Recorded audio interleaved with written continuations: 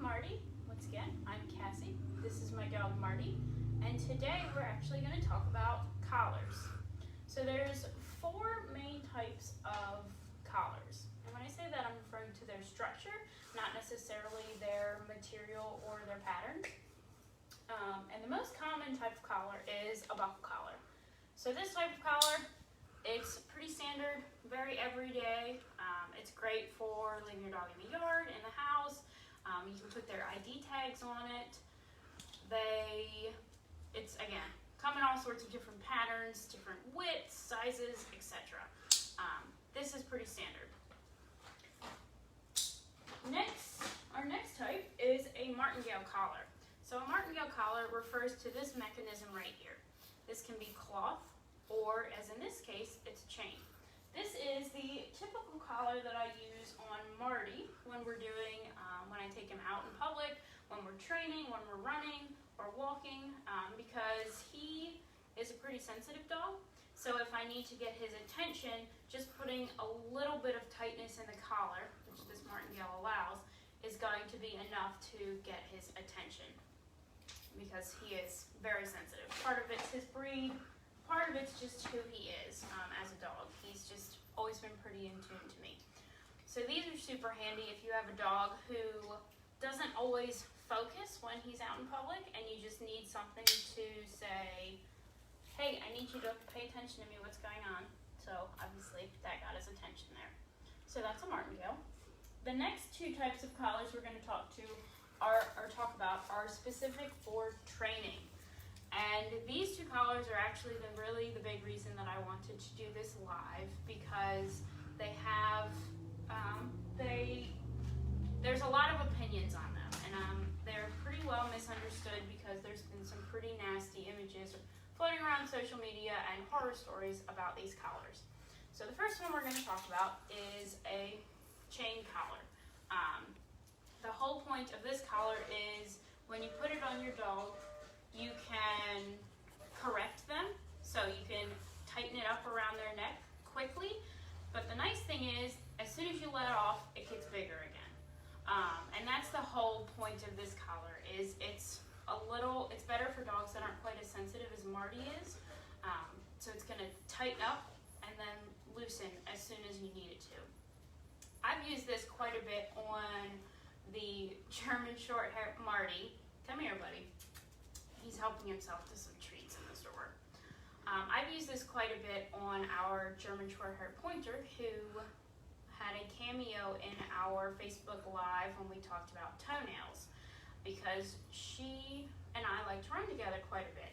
This was before Marty was in the picture, and the problem with German short-haired pointers is they do what they're bred to do, which is to hunt, to run, to move forward. So whenever we go for a run, she'd essentially put cotton balls in her ears and the blinders up over her eyes, and she would just go. And she would pull away from me. And the issue wasn't necessarily that she's a hard puller, as much as I just didn't have her attention because she was focused on running. So I used this collar on her because it allowed me to say, hey, pay attention to me, and she'd back off and say, oh yeah, I forgot there's somebody attached to me on the other end. And the nice thing about this is, after I trained her, it did take a couple years, I actually don't have to use this on her anymore because she knows how she is expected to behave, and now I just use the martingale like what's on Marty. However, again, this is a training collar. You can't leave this on your dog unattended because there's too much risk for injury or worse for your dog. So you use this for training and then you take it off. And it's the same thing with the prong collar. Now, this is specific for dogs that are hard pullers, and the reason it has I've never actually had to buy one of these, so I'm just showing you one off of our shelf, because I've never had a dog who's a super strong puller. Again, the pointer's issue wasn't that she was a severe puller, it was more that she just wasn't paying attention to what was going on. So as soon as I'd check her, she'd come back too. Whereas this type of collar is for a dog that will keep pulling even when this is on them, when a buckle collar's on them, or when the martingale's on them. These prongs do cause discomfort, and that's the point of the collar.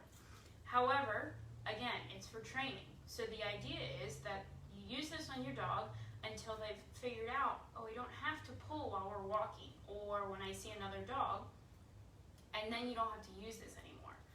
You only use it when you go out for walks or when you're doing some sort of, attending a training class, but your dogs do not have to pull. And if you want to use a collar as a solution to that, you might need one of these. The big thing is to make sure it's sized properly. Again, you can't yank on them with this because you can cause injury. It's just to put pressure on your dogs, put pressure on their neck, make them uncomfortable. But it's important to size it correctly, and to use it correctly. And if you think your dog might need one of these tools and aren't sure how to use it, please reach out to a trainer, come talk to us, and we will happily help you understand the best way to use these, because they can be abused pretty easily, but they can also be very effective tools for those of you who might be struggling with your dogs. So that's a brief overview on some of our collars. And then I will say there are slip collars. I have not found these to be particularly effective. It's almost as if it's trying to be a chain collar, but what I found is that the fabric causes a lot of friction.